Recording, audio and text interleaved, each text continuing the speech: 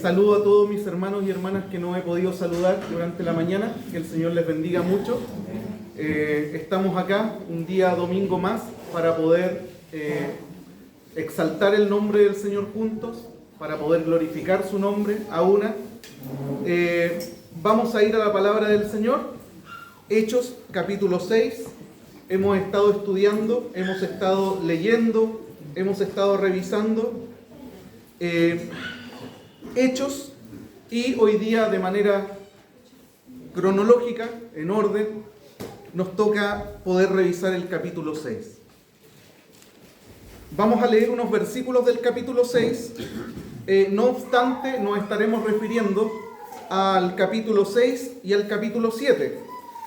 Resulta un poco difícil poder cortar la historia ahí en el versículo 7 del capítulo 6, por lo tanto, con la ayuda del Señor trataremos de abarcar esos dos capítulos, capítulo 6 y capítulo 7. Si lo tienen, me dicen amén, y leemos los primeros 7 versículos en el nombre del Señor. Dice así: En aquellos días, como creciera el número de los discípulos, hubo murmuración de los griegos contra los hebreos, de que las viudas de ellos eran desatendidas en la distribución diaria. Entonces los 12 convocaron a la multitud de los discípulos y dijeron: no es justo que nosotros dejemos la palabra de Dios para servir a las mesas. Buscad pues, hermanos, de entre vosotros a 7 varones de buen testimonio, llenos del Espíritu Santo y de sabiduría, a quienes encarguemos de este trabajo. Y nosotros persistiremos en la oración y en el ministerio de la palabra. Agradó la propuesta a toda la multitud, y eligieron a Esteban, varón lleno de fe y del Espíritu Santo, a Felipe, a Prócoro, a Nicanor, a Timón, a Parmenas y a Nicolás, prosélito de Antioquía, a los cuales presentaron ante los apóstoles, quienes orando le impusieron las manos. Y crecía la palabra del Señor, y el número de los discípulos se multiplicaba grandemente en Jerusalén. También muchos de los sacerdotes obedecían a la fe. Acompáñenme a orar, mis hermanos, por favor. Padre, en el nombre de Jesús, te damos muchas gracias porque estamos aquí en tu casa, en presencia tuya, Señor. Hemos leído tu palabra, la que siempre ha traído renuevo y confort a nuestros corazones, alentándolo, fortaleciéndolo, consolándolo, animándolos y muchas veces también corrigiéndonos. Señor, nos exponemos a tu palabra porque solo ella tiene el poder y la autoridad para obrar cambios y transformaciones en nuestra vida. Oramos, Señor, para que tu Espíritu Santo nos ayude a poder explicarla, nos ayude a poder entenderla, y que todos los que estamos en esta sala nos acerquemos con un corazón humilde y receptivo al mensaje de tu palabra. Te lo pedimos en el nombre de Jesús. Amén. Amén. Por el relato que nosotros hemos revisado las semanas anteriores, mis hermanos, nosotros sabemos que hasta ahora la iglesia local, la iglesia de Jerusalén, está en crecimiento. Día a día más personas están reaccionando positivamente ante el mensaje del Evangelio. Y nada, a pesar de la persecución que se ha levantado contra la iglesia del Señor y contra los ministros del Evangelio, nada ha podido frenar y detener ese crecimiento.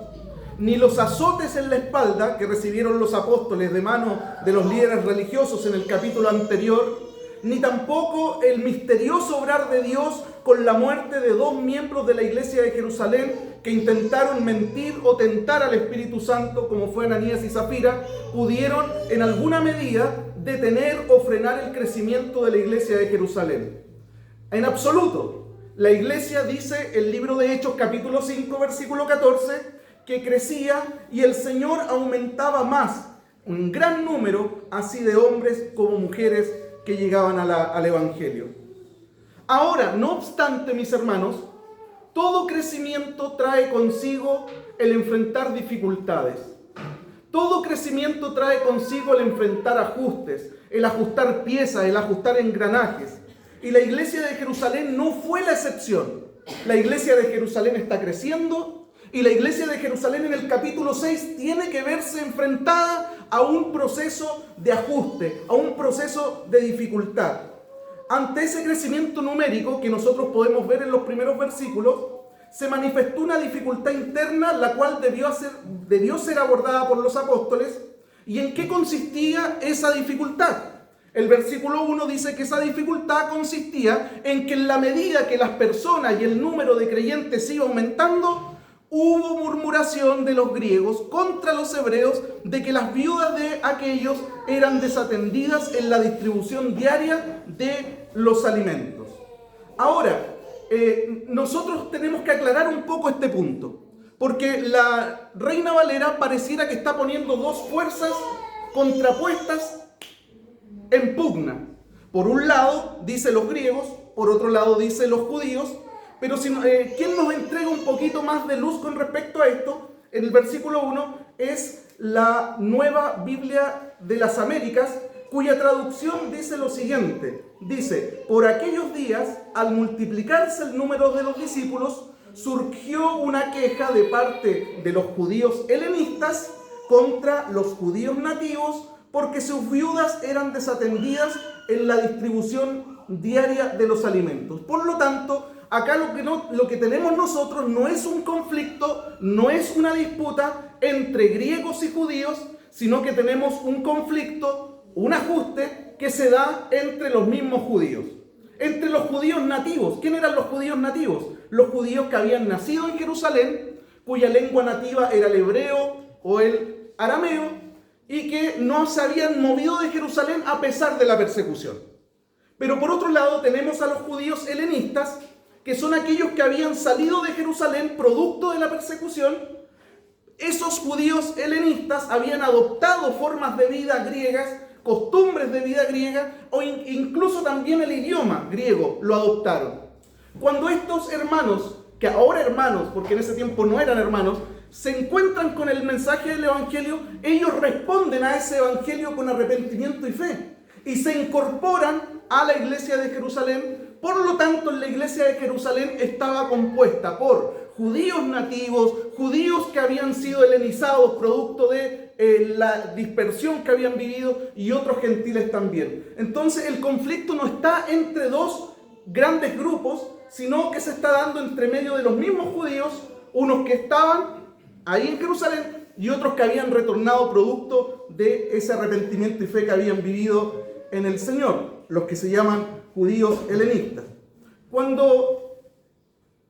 Esas son aclaraciones que nos van a ayudar un poquito a entender este conflicto. Ahora, el problema que está suscitándose acá no es un problema de discriminación con respecto a las viudas helenistas. No se está viviendo acá un problema de discriminación. Lo que está pasando acá, el problema central, el meollo central de la discordia, es el crecimiento de la iglesia. Ese es el asunto central. Por eso el versículo 1 dice: en aquellos días, como creciera el número de los discípulos, es que se suscita este problema. Es decir, si en la iglesia no hubiese habido crecimiento, si en la iglesia no hubiese habido un mover de Dios, tal vez ninguna de esas situaciones se hubiesen generado.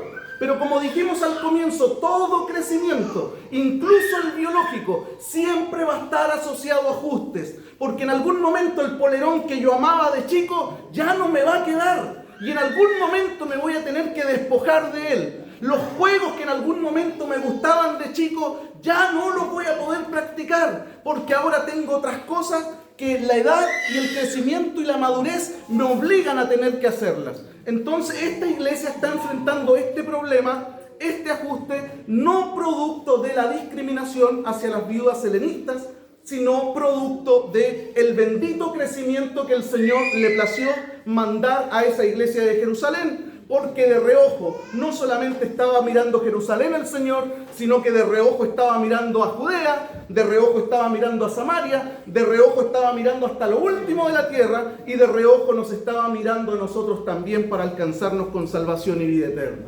Amén. Sí, Señor.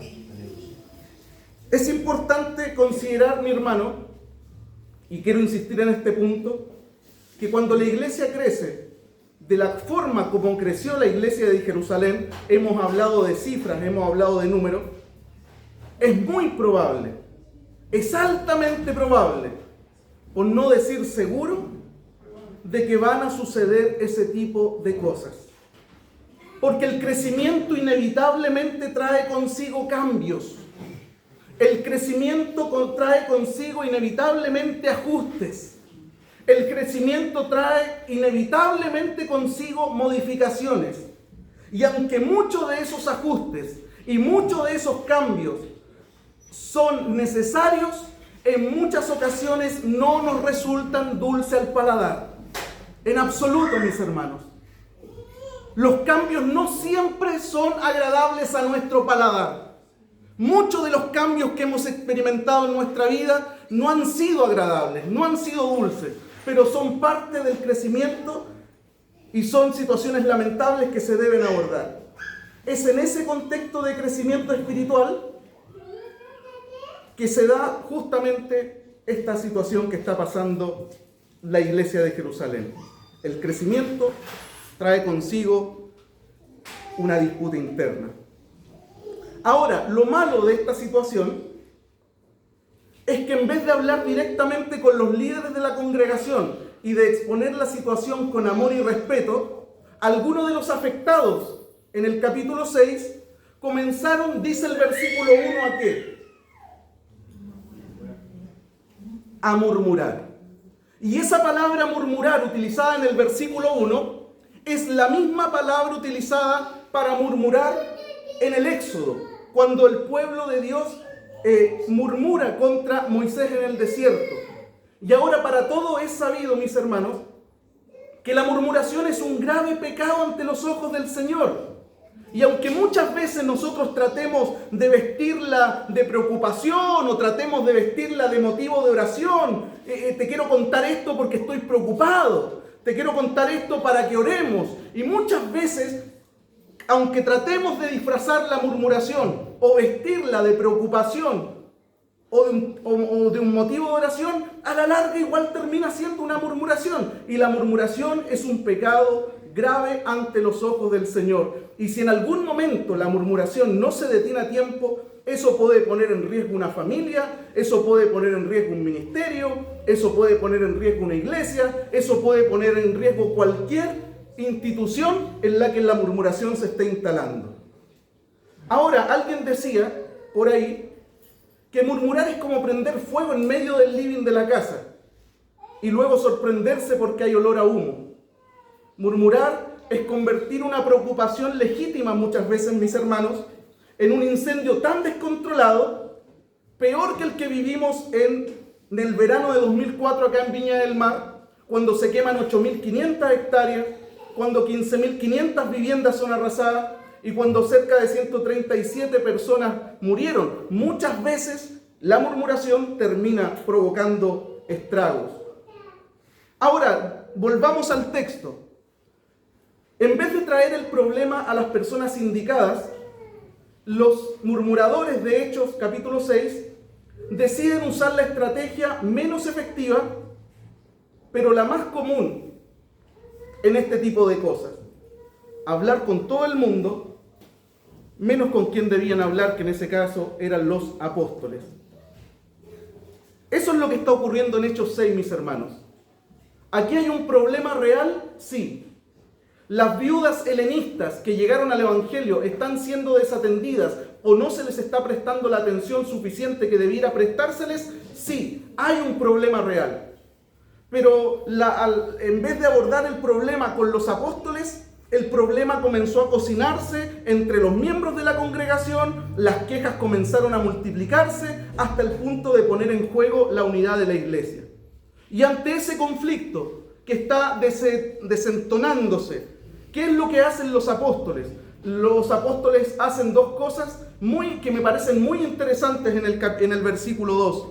Entonces los 12 convocaron a la multitud de los discípulos y dijeron: no es justo que nosotros dejemos la palabra de Dios para servir las mesas. Lo primero que me llama la atención de ellos es que no fueron insensibles ante la situación y la atendieron con sabiduría. Y lo segundo es que no se dieron a la tentación de diluir sus prioridades. Ellos sabían, como apóstoles del Señor, que no debían descuidar la oración y la predicación. Sabían que una iglesia que funciona externamente, pero que internamente deja de lado la predicación y la oración, se convierte en un cascarón vacío y que en algún momento colapsa. Por eso, mis hermanos, cualquier iglesia puede tener muchos o cientos de actividades. Una iglesia puede tener muchos ministerios operativos. Una iglesia puede tener una estructura muy bien organizada. Pero si una iglesia, cualquiera que ésta sea, descuida la predicación fiel de la palabra, descuida la oración, y esos no son el eje central de la vida de esa congregación, esa vida de esa iglesia, tarde o temprano, va a terminar secándose o muriendo la congregación.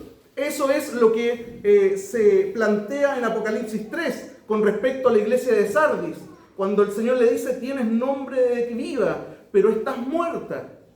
Por eso es muy importante que toda iglesia se concentre en los aspectos fundamentales, que es la predicación fiel de la palabra, el ministerio de la oración y la misericordia, como se está planteando en el libro de los Hechos en el capítulo 6. Ahora, ¿qué pasó con la propuesta de los apóstoles? Porque los apóstoles hicieron una propuesta en el versículo 2. Lo que pasó con esa propuesta de los apóstoles lo encontramos en el versículo 5 y 6. Dice: agradó la propuesta a toda la multitud, y eligieron a Esteban, varón lleno de fe y del Espíritu Santo, a Felipe, a Prócoro, a Nicanor, a Timón, a Parmenas y a Nicolás, prosélito de Antioquía, a los cuales presentaron ante los apóstoles, quienes orando les impusieron las manos. Hermanos, todos esos nombres que están ahí son nombres de origen griego. ¿Qué fue lo que pasó? Los hermanos de la congregación eligieron a 7 judíos helenistas para que se hicieran cargo de las viudas helenistas y las pudieran atender de mejor manera. ¿Quién mejor entender a las viudas helenistas que judíos helenistas? Por lo tanto, esta congregación actúa en sabiduría de Dios, propone este abanico de hombres, todos de origen, nombres de origen griego, para que puedan servir en las mesas a las viudas helenistas. ¿Y cuál fue el resultado de este actuar de la iglesia? El resultado lo encontramos en el versículo 7, cuando dice: y crecía la palabra del Señor, y el número de los discípulos se multiplicaba grandemente en Jerusalén. También muchos de los sacerdotes obedecían a la fe. Mi hermano, eso es lo que sucede en una iglesia donde se mantiene el equilibrio entre la palabra, en donde se mantiene el equilibrio entre la oración y en donde se mantiene el equilibrio entre la misericordia. Palabra, oración y misericordia. Que el Señor nos ayude a nosotros a poder mantener y cautelar por ese equilibrio. La palabra fiel, la oración y la misericordia. Ahora, sería genial, como les decía, que el relato terminara acá, en el versículo 7, porque termina de manera muy buena. La palabra del Señor creciendo, la gente llegando y aún muchos sacerdotes obedeciendo a la fe. Sería genial, pero no termina aquí, con la iglesia creciendo y sacerdotes llegando a Cristo. La iglesia, nosotros sabemos por los capítulos anteriores, que está siendo perseguida en el libro de los Hechos, y esa persecución se mantiene en el versículo 8 y en el versículo 9. Dice: y Esteban, lleno de gracia y de poder, hacía grandes prodigios y señales entre el pueblo. Entonces se levantaron uno de la sinagoga llamada de los libertos, y de los de Cirene, de Alejandría, de Cilicia y de Asia, disputando con Esteban. Hermanos míos, en la época del Nuevo Testamento, las sinagogas no eran solo un lugar de adoración. Durante la semana, las sinagogas estaban destinadas para el uso o eran centros de instrucción, eran centros de educación en el contexto de la sociedad judía. Y en esta sinagoga del versículo 9, en lo particular, nosotros encontramos el nombre de esta sinagoga, la sinagoga de los libertos. Se llama así, muy probablemente, porque estaba compuesta por esclavos que habían sido liberados por sus amos y se reunían para participar de los ritos judíos. Muchos historiadores cuentan que la gente que participaba en esta sinagoga, en la sinagoga de los libertos, tenía una historia de vida particular relacionada con la esclavitud bajo el dominio romano. Y cuando ellos son liberados de esa esclavitud, son parte de esta sinagoga llamada los libertos. Otros escritores también postulan que muy probablemente Esteban haya sido miembro de esa sinagoga antes de llegar a Cristo. Por eso también que lo encontramos a los de la misma sinagoga discutiendo con Esteban en el versículo 9. Así que estos judíos comienzan a debatir con Esteban, pero pronto se dan cuenta que no podían rebatirlo. ¿Dónde está eso? En el versículo 10. Pero no podían resistir a la sabiduría y al espíritu con que hablaba. ¿Se acuerdan de lo que Jesús le dijo a sus discípulos en Lucas 21, mis hermanos? Les dijo: yo les daré palabras y sabiduría, la cual no podrán resistir ni contradecir los que se opongan. Y ese versículo de Lucas 21:15 se está cumpliendo ahí con Esteban. Porque Esteban está discutiendo con los de la sinagoga de los libertos. Y dice el versículo 10 que ellos no podían resistir la sabiduría de Esteban. Es el versículo de Lucas 21. Se está cumpliendo en Hechos capítulo 6, versículo 10, en la persona de Esteban. Esto es motivo de gloria al Señor, porque en el contexto de persecución, mis hermanos, nuestra boca no se puede callar. En el contexto de persecución hay que confiar en Él. Pero claro está, mis hermanos, hay que llenarse de la palabra primero. Hay que llenarse de la palabra primero. El Salmo 19 dice que es ella la que hace sabio al sencillo. Es ella la que hace sabio al sencillo. Lo que no pueden rebatir estas personas no es la elocuencia de Esteban, no es la pasión con la que Esteban está refutando los puntos. Si leemos el versículo 10 nos vamos a dar cuenta que lo que ellos no pueden resistir es otra cosa. Lo que ellos no pueden resistir es la sabiduría. ¿Pero la sabiduría de quién? La sabiduría de Dios manifestada a través de Esteban. ¿Cómo un hombre como nosotros puede llegar a ser sabio? La Biblia hace sabio al sencillo. Por lo tanto, lo que está pasando ahí, lo que no pueden resistir esto de la sinagoga de los libertos, es la sabiduría de Dios por intermedio de un hombre común y corriente como Esteban. Y lo que no pueden resistir esos hombres ahí en esa sinagoga es el espíritu con el que Esteban hablaba. Y esa palabra espíritu está con mayúscula. Eso quiere decir que el que estaba hablando ahí no era Esteban.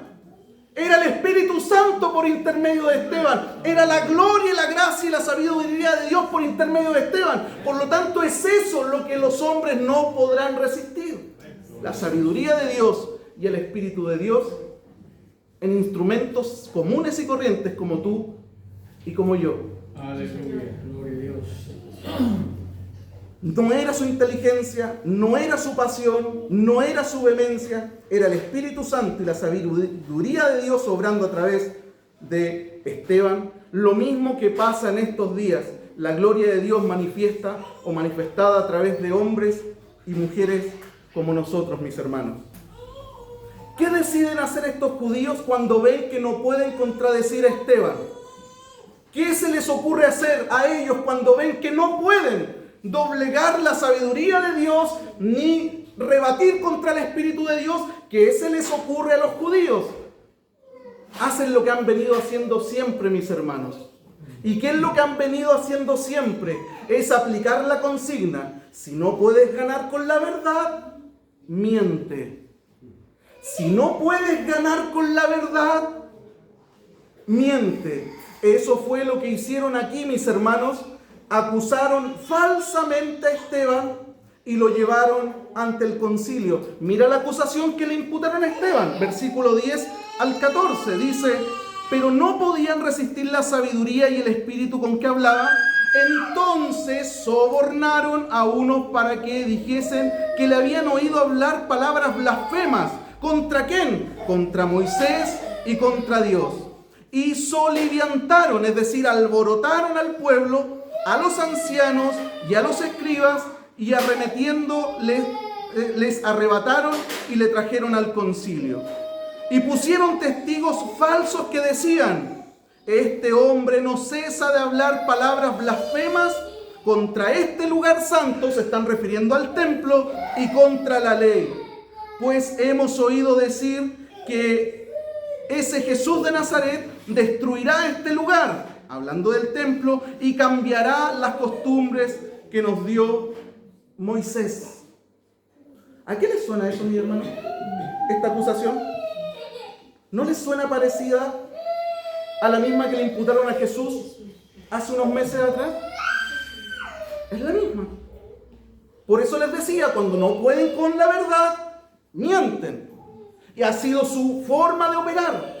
No pudieron resistir la sabiduría de Esteban y el espíritu con el que hablaba. Vamos a la etapa 2. Armemos un tremendo show, montemos un agente que pueda dar falso testimonio y acusémoslo para poder llevarlo ante el Sanedrín. Pero lo que pasó con Jesús fue glorioso. Pero aquí aparece también algo que es muy glorioso y que me llama mucho la atención. Mira lo que dice el versículo 15. Entonces todos los que estaban sentados en el concilio, acuérdense lo que están haciendo, lo están acusando falsamente, haciéndole imputaciones que había dicho algo acerca del templo y algo acerca de la ley de Moisés. En ese momento, mientras están bla bla bla, algo pasó. ¿Qué es lo que pasó? Versículo 15. Todos los que estaban sentados en el concilio, al fijar los ojos en él, ¿en quién? En Esteban, vieron su rostro como el rostro de un ángel. ¿Por qué Lucas incluye ese detalle? ¿Por qué Lucas incluye ese detalle? ¿Qué de importante tiene en medio de una acusación un detalle como este? Mira la carita. Lindo. Pechocho, un ángel. Naricita respingada, como aparecen en los cuadros. Pómulos bien alineados, mentón, cara perfecta para Mr. Chile. No es así. No incluye ese detalle por eso. Incluye ese detalle, ¿sabes por qué? ¿De qué lo están acusando? De querer invalidar, transgredir la ley de Moisés. Están nombrando a Moisés. Y en ese mismo momento, mientras están nombrando a Moisés, ¿qué está pasando en la cara de Esteban? La cara de Esteban está prácticamente emitiendo un brillo, mis hermanos. ¿De dónde salió ese brillo? Es el mismo brillo que vieron los judíos cuando Esteban bajó del monte Sinaí. El mismo. Por eso no es un versículo que está puesto para rellenar. Está puesto porque tiene una carga simbólica tremenda. Al que están acusando de invalidar la ley de Moisés, de transgredir, en ese momento le está pasando lo mismo que le pasó a Moisés cuando estuvo delante del Señor y se presenta delante del pueblo. Brillo que era señal de que Dios estuvo hablando conmigo. Lo que les estoy transmitiendo no son cuestiones mías, es la gloria de Él que está para ustedes, para el pueblo. ¿Qué hicieron estos caraduras? ¿Qué hicieron? Ante el no poder ir contra ellos por la sabiduría de Esteban, ya sabemos que no es de él, es la sabiduría de Dios a través de Esteban.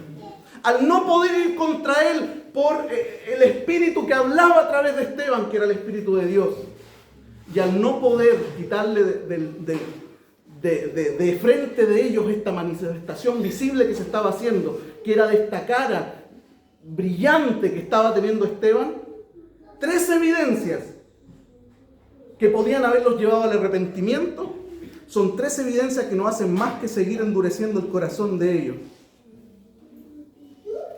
Tienen que haber quedado para adentro, mis hermanos, cuando la cara de Esteban comenzó a brillar. Pero ni la sabiduría de Dios a través de Esteban, ni el espíritu con el que hablaba, ni la manifestación visible de la gloria de Dios reflejada en su rostro, los hacen parar de la farsa de juicio que están montando. Y el sumo sacerdote le pregunta en el versículo 1 del capítulo 7, ¿es esto así, Esteban? ¿es verdad lo que están diciendo estas personas? Y es en ese momento cuando comienza el discurso más largo del libro de los Hechos. 52 versículos. El siguiente discurso que le sigue a este es la mitad de este. Este es el discurso más largo que vamos a encontrar en el libro de los Hechos. Ahora, cuando nosotros nos acercamos a este relato, a este discurso de Esteban, y nos ponemos a leer lo que él les dijo cuando él le dice, ¿es así esto? Cuando les pregunta al sumo sacerdote, nosotros vamos a encontrar un versículo encadenado con otro, una cita del Antiguo Testamento encadenada con otra. Y pareciera ser, a una lectura preliminar, que los está bombardeando con versículos, como, pucha, ¿cómo no les va a caer alguno? Les tiro todo. ¿Cómo alguno no les...? Mi hermano, no es eso el recurso que el Señor está haciendo con Esteban acá. No es un lanzar versículos por lanzar versículos. Este relato, si nosotros lo leemos con calma, tiene sentido, este relato tiene lógica, este relato tiene coherencia. En este relato, a lo menos, y no lo vamos a leer ahora porque yo quiero que tú lo leas en tu casa, pero cuando lo leas en tu casa que puedas considerar a lo menos los 3 argumentos que está Esteban desarrollando en este relato. Acordémonos de qué lo están acusando. Lo están acusando a Esteban de blasfemar contra el templo y de blasfemar contra la ley de Moisés. Eso está en Hechos capítulo 6, versículo 13. Y ahora, para que tengamos en cuenta, cuando leamos este relato en casa, poder poner sobre la mesa estos 3 argumentos que Esteban está desarrollando en este discurso.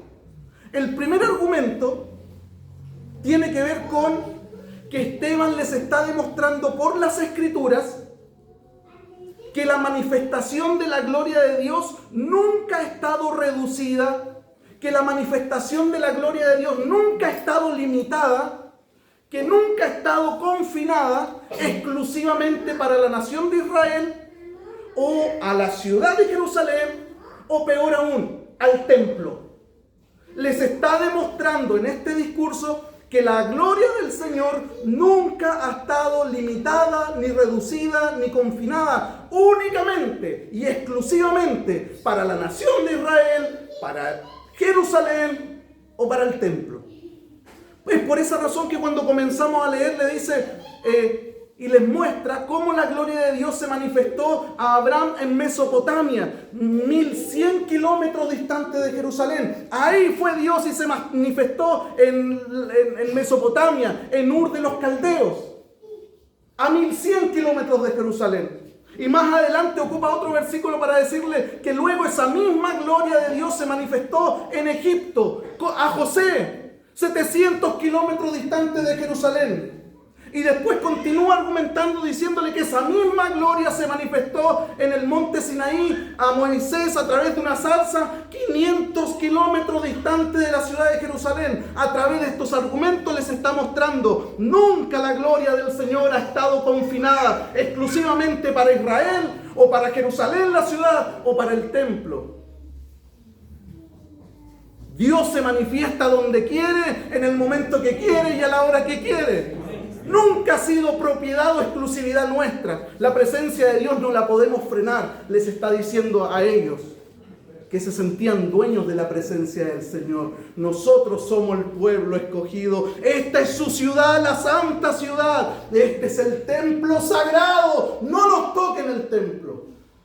Ustedes saben y se acuerdan en unas predicaciones pasadas lo que pasó con ellos cuando Babilonia los sacó de las mechas y se los llevó en cautividad. Cómo lloraban, cómo se lamentaban, cómo cesó la alabanza, cómo colgaron en los sauces sus arpas, porque haberlos sacado de la santa ciudad era para ellos haber muerto en vida. Y también vemos en Edra la alegría y el contentamiento de volver, porque solo en la santa ciudad nuestra vida tiene sentido. Y él les está demostrando, Esteban, que la gloria del Señor no está confinada ni exclusivamente para Israel, ni para Jerusalén, ni para el templo. El segundo argumento que Esteban está poniendo sobre la mesa a través de este relato es que le está mostrando a través de las Escrituras que los judíos habían rechazado sistemáticamente a todos los mensajeros que Dios había mandado. Ustedes han rechazado sistemáticamente, no una vez, no dos veces, sistematicidad habla de algo continuo, sistemáticamente a todos los hombres, a todos los mensajeros que Dios ha mandado para traerles mensaje. Rechazaron a Moisés en Egipto cuando le dijeron: ¿quién te ha puesto como gobernante o juez sobre nosotros? En el versículo 27.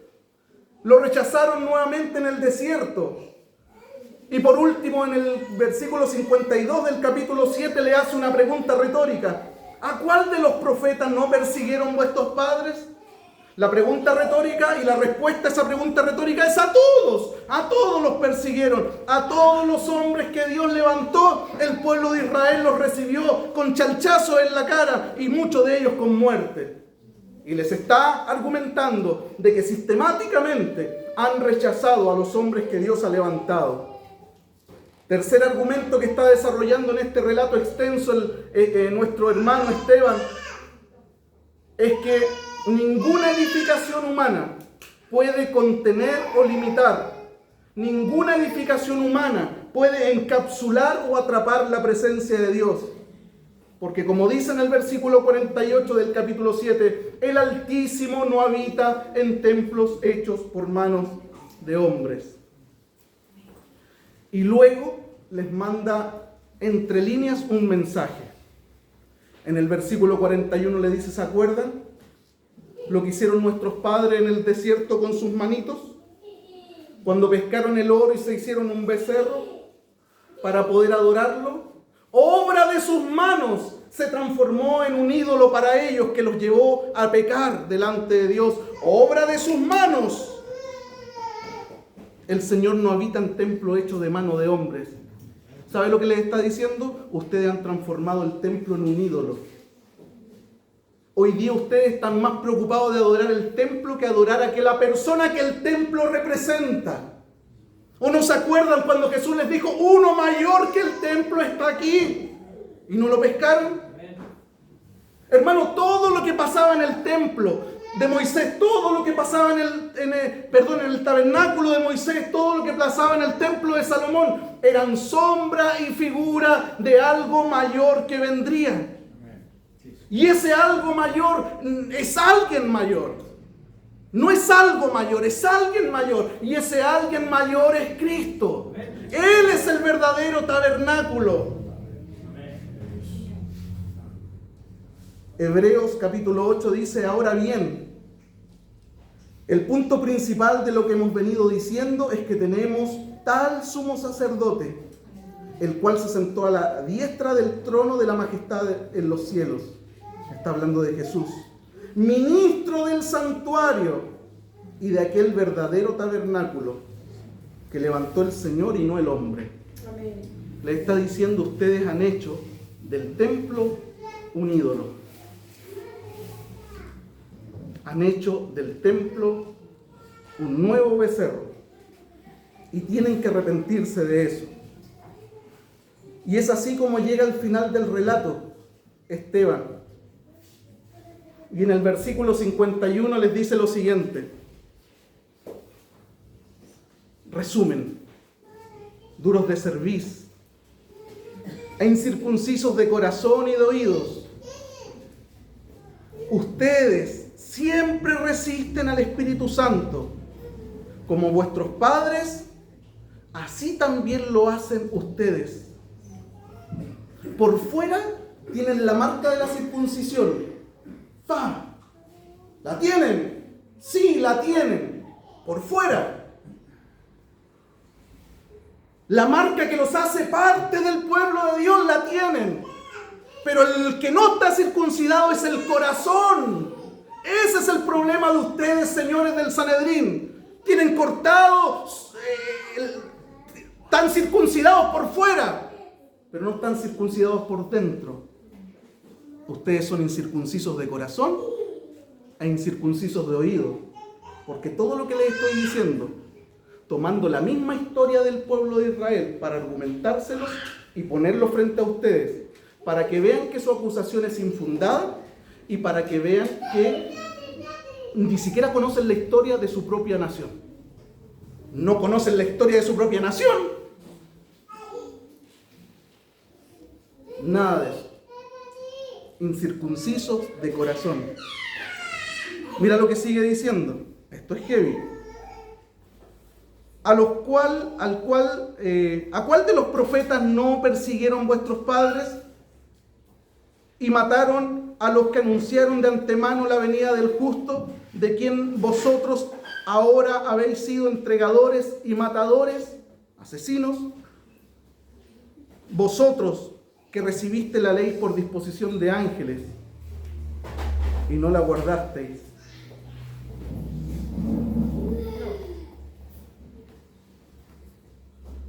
A esa altura del discurso, mis hermanos, ponte en el lugar de la gente del Sanedrín. A esa altura del mensaje, a esa altura del discurso, ya todo les parecía insoportable. Versículo 54. Oyendo estas cosas se enfurecían en sus corazones y crujían los dientes contra él. Están con bruxismo, hermano. Así los tiene Esteban con el discurso, los tiene con bruxismo. Enfurecidos los corazones y con los dientes apretados, es decir, ¿cómo lo hacemos? ¿Cómo lo hacemos contra este? Pero Esteban, lleno del Espíritu Santo, puesto los ojos en el cielo, mira dónde hay que poner los ojos, mi hermano, en medio de la aflicción. Mira dónde hay que poner los ojos en medio de la aflicción. Cuando pasemos aflicción en esta tierra, que está garantizado que la vamos a pasar, no saquemos los ojos del cielo. Alzaré los ojos a los montes. ¿De dónde vendrá mi socorro? Mi socorro viene de Jehová. En Hebreos, el autor de Hebreos nos dice: puesto los ojos en Jesús, el autor y consumador de la fe. Mis hermanos, ¿dónde hay que poner los ojos? ¿En las personas? ¿En los problemas? Puesto los ojos en el Señor. Esteban, en ese momento, él sabía lo que venía. Esteban no era ingenuo. Sabía lo que venía en unos versículos más adelante, pero en ese momento no puso su mirada en el problema, ni puso la mirada en ellos, sino que puso la mirada, los ojos en el cielo. ¿Y qué pasa cuando alguien mira al cielo? Cuando alguien mira al cielo, ve la gloria de Dios y a Jesús que estaba a la diestra de Dios. Y dijo: he aquí, veo los cielos abiertos y al Hijo del Hombre que está a la diestra de Dios. La Nueva Biblia de la América le agrega este detalle que me encanta. Veo los cielos abiertos y al Hijo del Hombre de pie a la diestra de Dios. De pie. Hebreos, todas las veces que Hebreos nos ha hablado de Cristo, nos dice que está sentado a la diestra de Dios. Sentado a la diestra de Dios. Pero Esteban en este momento no lo vio sentado a la diestra de Dios. Esteban lo vio de pie a la diestra de Dios. ¿Qué significa eso, mis hermanos? Esa es la actitud que toma el Señor cuando alguno de los suyos va a llegar a su presencia. Así que cuando tú partas de esta tierra, el Señor se va a poner de pie y te va a recibir y te va a decir: adelante, buen siervo y fiel, en lo poco fuiste fiel, sobre mucho te pondré, entra en el gozo de tu Señor. El Señor no solamente se levanta para defender a su iglesia, sino que también se levanta para poder recibir a los suyos que han sido fieles hasta la muerte por causa de su nombre. Esteban vio a Cristo de pie a la diestra del Padre. Gloria al Señor. El Señor a Esteban le permitió ver lo que Pablo vio después. El primero, mis hermanos, que vio a Cristo glorificado no fue Pablo. Pablo lo vio en el capítulo 9 y tuvo un encuentro con ese Cristo glorificado que lo dejó ciego. El primero que vio a Cristo glorificado no fue de Juan en Apocalipsis. El primero que vio a Cristo glorificado en esa magnitud fue Esteban en el capítulo 7 del libro de los Hechos. Alzó los ojos y dijo: veo la gloria del Señor y a Cristo de pie al lado del Padre, a la diestra del Padre. Es a este plano en que Esteban quería llevar el discurso, mis hermanos. Esa misma gloria que se manifestó en Mesopotamia, esa misma gloria que se manifestó en el Sinaí, esa misma gloria que se le manifestó a José en Egipto, esa misma gloria que se le manifestó al pueblo en el desierto, esa misma gloria que se manifestó en Pentecostés, ahora esa misma gloria está sentada, está ahí de pie a la diestra del Padre. Esa misma gloria. Jesús es el verdadero tabernáculo. Él es el resplandor de la gloria de Dios. Él fue el primero en ver al Cristo glorificado. Si en el versículo 54 estaban con bruxismo, con rabia, con ira, contra lo que Esteban le estaba diciendo, ya en los versículos siguientes se transforman en verdaderas fieras. Versículo 57. Entonces ellos, dando grandes voces, mira hermano, dando grandes voces, gritando, porque Esteban está declarando lo de arriba: veo los cielos abiertos y al Hijo del Hombre de pie al lado a la diestra del Padre. Él está declarando esto. Y cuando Esteban está declarando esto, para que no se escuche lo que Esteban está declarando, ¿saben lo que hicieron? Se pusieron a gritar más fuerte, como tapándolo, para no escuchar lo que está diciendo. Y no solo eso, poner la voz más arriba, para que no se escuche lo de Esteban, sino que también se tapaban los oídos. Porque ellos decían que si escuchaban esa blasfemia, solo escuchar la blasfemia los hace malditos a ellos. Entonces ellos no quieren escuchar blasfemia. Los hipócritas se tapan la oreja. No queremos escuchar lo que está diciendo.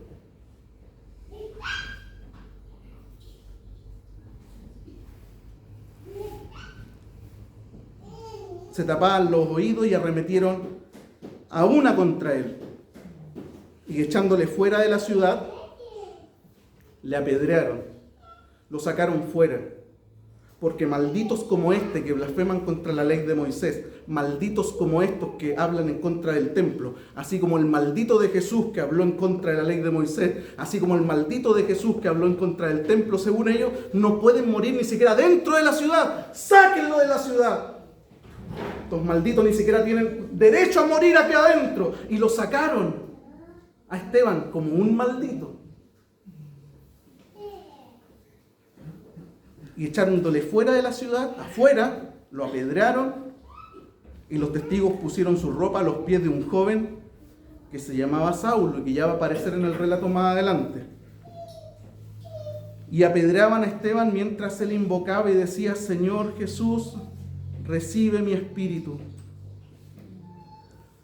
Jesús dijo: Padre, en tus manos encomiendo mi espíritu. ¿O no? Esteban está diciendo: Jesús, en tus manos,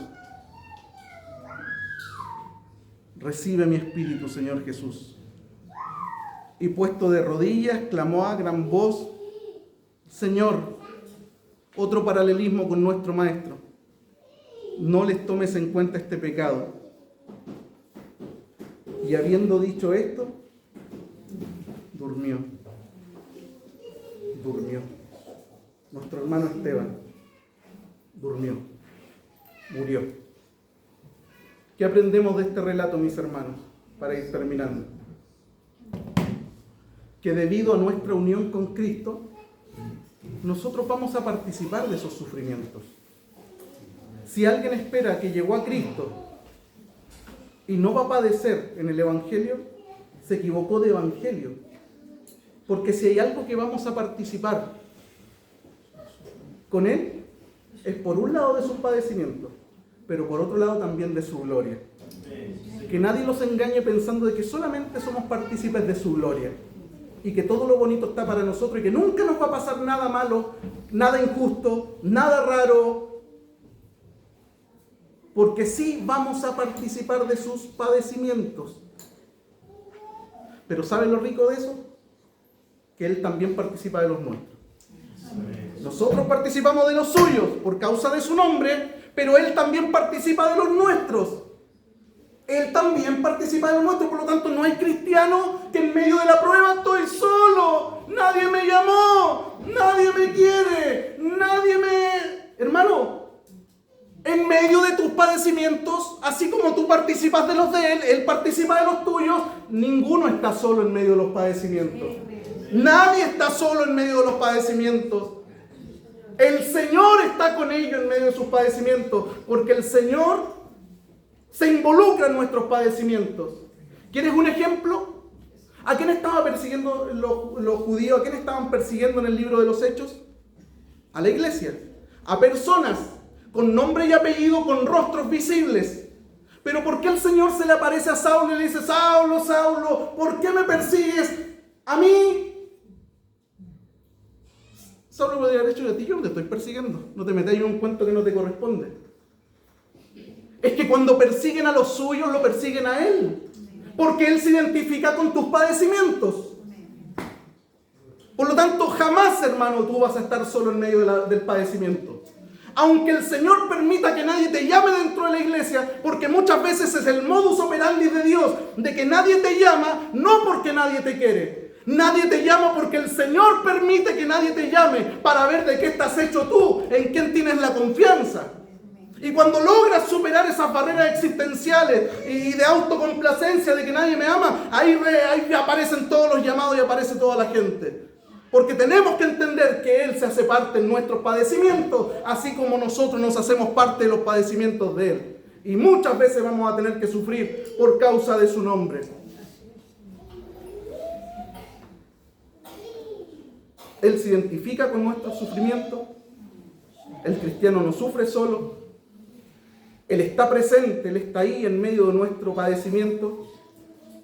Y si en algún momento, hermano, hermana, te toca padecer o estás padeciendo hoy día, es importante que tú sepas que Él está contigo, porque Él es fiel y bueno.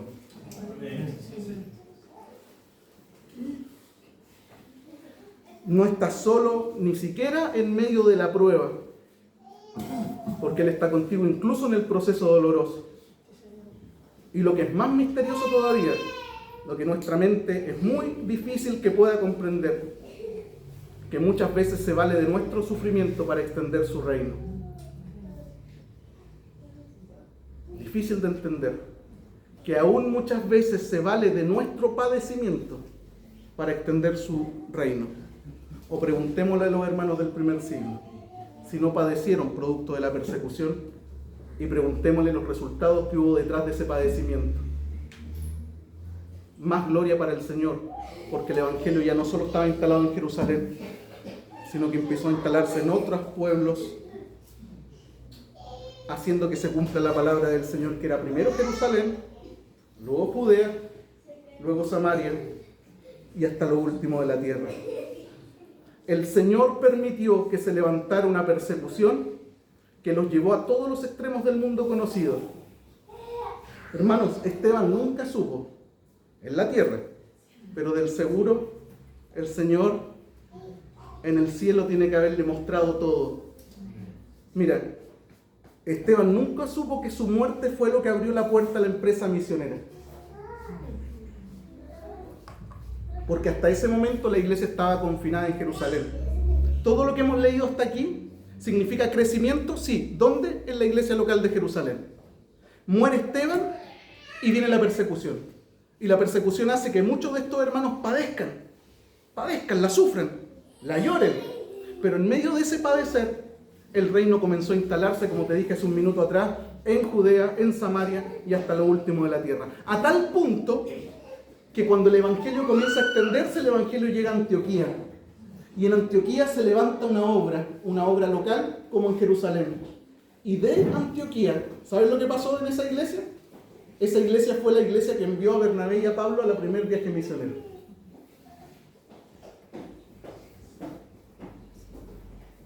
Y a través de ellos llega el evangelio a toda Asia y a toda Europa. Hay momentos en que los partos más dolorosos, de esos partos más dolorosos, nacerán las alegrías más grandes que vamos a disfrutar.